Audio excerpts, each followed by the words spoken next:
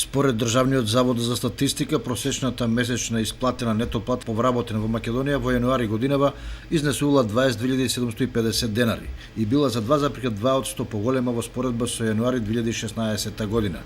Зголемувањето се должи пред се на порастот на просечната месечна исплатена нето плата во секторите информации и комуникации со 9,4%, јавна управа и одбрана, задолжително социјално осигурување со 4,6% и рударство и вадење на камен со 4,2%. Намалување на просечната нето плата е забележено во секторите уметност, забава и рекреација со 32,2%, информации и комуникации со 13% и градежништво со 11,7%. Просечната бруто плата пак во јануари изнесувала 30.441 денар или за 2,4% поголема од истиот месец минатата година.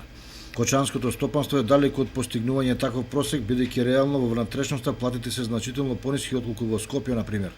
Токму затоа на тие што заработуваат по 200 до 250 евра месечна плата не им се верува дека просекот ја отсликува реалната состојба.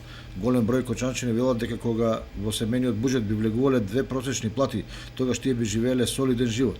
Но со оглед на фактот дека во вдешното стопанство доминираат конфекционерството, градежништвото, земјоделството и другите послабо платени гранки, тогаш логично е што локалниот просек заостанува далеку за државниот. Инаку во јануари 2017 година само 1% од вработените во Република Македонија не примиле плата.